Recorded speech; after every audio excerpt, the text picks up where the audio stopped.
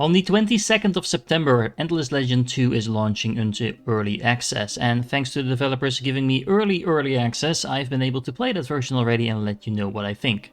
Just in case you're not familiar, Endless Legend 2 is a 4X game, a game in which you start with a little city and some armies and you expand, explore, exploit the territory, and if needed, exterminate your enemies. So that's where all those X's come from. It's a game very similar to, for example, the Civilization series, if you're familiar with that, and of course it is a follow-up to the first Endless Legend game, but this version is really a improved and more streamlined version of that. There's a couple of things that make this game truly unique. First of all, there are not that many different factions, only a handful of them to start out with on early access. However, each of these factions are truly unique. They play in completely different ways, have different units, different mechanics, and that makes playing with one of these factions truly a unique experience. Another thing that makes this game truly unique and stand out from its competition is the fact that every single faction has its own quest lines, and these quest lines are telling the story of what you're trying to do, help you expand truly in your strengths, and also just kind of give the world a little bit more flavor in terms of what's going on around you. Now, just in case you're wondering, you don't need to have played the first Endless Legends in order to follow along with the story. Everything stands on itself, so you're perfectly fine just starting with this game as your first one. Another special attribute of this game is the fact that the entire map is divided up in zones, so rather than just placing your city in a random location and then getting that territory around that city, you are going to be expanding into certain zones, and if you capture that zone, the entire area that is involved with that zone will be yours to exploit. The zone mechanic is really one of those things that I can imagine that people are either going to love or hate, and the reason for that is that this is going to limit how you are going to be able to expand, but at the same time that is also going to make it that much more important that you strategize about which zones you're going to be taking, which zones you're not going to be taking, and well, all in all, it does give a very strategic aspect to the game. I do have to say I did run into a few situations during my gameplay that, for example, an enemy captured the zone that I had a quest in, making it that much more difficult to actually do that quest, but at the same time, it also provides you with a reason to attack your enemies or just make friends with them and make sure that you can get into their zones. Speaking of attacking your enemies, combat in this game is truly unique.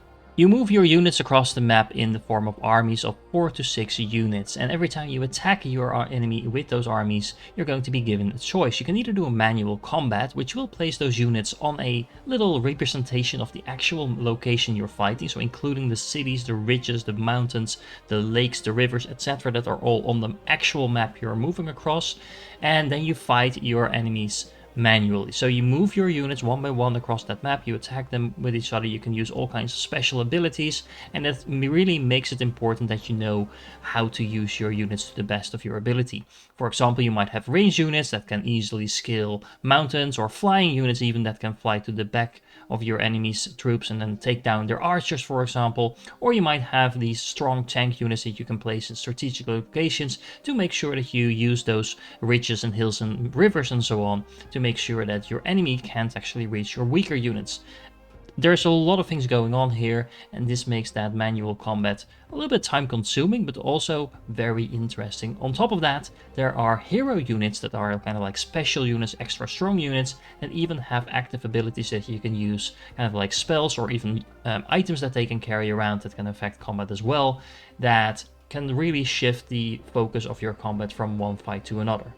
These hero units actually come with their own skill trees that are divided in 3 separate parts. There's one part that has to do with the class of your hero unit, there's one part that has to do with the faction that that hero unit belongs to, and then there is a special type of combination between those two different parts of the skill tree that gives that particular combination of class and faction additional skills that are unique to that particular type of hero. On top of that, there is equipment that you can gather. Sometimes you get it from combat, sometimes you might get it from quests, and you use that equipment to make your units more powerful, your hero units to be specific. And this can be either just flat bonuses to their damage, to their defense, or things like that, but it can also even give your hero specific new abilities that they wouldn't have access to before. Now remember what I said at the beginning, every faction has its unique unit, so every time you play with a new faction, you're going to have to completely adapt how you do combat based on the units you have access to. Now you can even mix that up further because there's minor factions in the game that you can absorb into your own empire that then bring their own units with them, so you can start producing those, and those units can again be completely different from what you have normal access to. So you can mix and match those units and find the optimal type of army to beat your enemies with. So let's talk about minor factions for a moment. There are going to be little villages all around the map that have different minor factions in them, and these initially are going to act more or less as the barbarians from Civilization. So some of these villages will be hostile and will be spawning units, and they will attack you if you're not careful. Generally speaking, if you're strong enough, they will leave you alone, so it's not the biggest problem in the world, but yeah, you don't want to run your weaker units past those angry mobs waiting for you to attack. Now, of course, you are going to have to deal with them one way or another. There's actually a couple of ways to do that. The main two ways to do this are either just doing a quest for them, and if you complete that quest, all those minor villages will turn to your side and leave you alone from that point on. And if those villages are in your territory, you can convert them into your own empire. You can alternatively also just attack them, and if you do that, you can kind of just beat them into submission and turn them friendly that way. Absorbing a minor faction into your empire will do three things. First of all, you will get their population in your cities, so that's a nice way to boost your cities. You will get access to their unique units, so you can actually produce a unit that you could otherwise never produce. And last but not least, you will get a bonus based on that specific minor faction and how many of those villages you have in your territory, which can add up really quickly if you have enough of them, and it's a particularly useful bonus. Which of those bonuses you are going to want will likely depend on the major faction that you're playing. So broadly speaking, I would say that there's a major faction that is aligned to one of the particular pillars of gameplay. So for example, there is a very diplomatic, peaceful type of faction. There is a faction that wants to do the opposite, kind of just attack all the time and wipe out their enemies. There is a faction that focuses more on defense, there's a faction that focuses more on science, and so on. So whatever strategy and type of gameplay you're looking for, there's a faction that is going to align with that. Now, these factions do not just get bonuses in a specific area, they have their own mechanics to go along with that. For example, there's a faction that is going to spread coral all over the planet, that is going to act like roads, that is going to give them production bonuses, that is going to influence how they interact with other civilizations, while the other factions don't use that mechanic at all. At the same time, there is a faction that only gets a single city. So rather than just building a lot of cities all over the place, you only get the single one, but it's going to be a monster of a city. Quite literally, actually. But, like I said, it is really interesting to try out all these factions and see what type of gameplay fits you the best. When it comes to the victory conditions, there's actually quite a few different ways in which you can try and win the game, and I really like that. So you're not locked into like 3 or 4 different ones that just range from a diplomatic victory or a conquest victory, although there are those in the game as well. But you can also just win the game by having a very large population of a single type, or having a lot of different strategic resources. All of those are twists and turns that are likely going to be correlated somewhat to each other. I mean, if you're conquering the entire world map, you're likely going to be able to get a lot of resources as well, just as an example.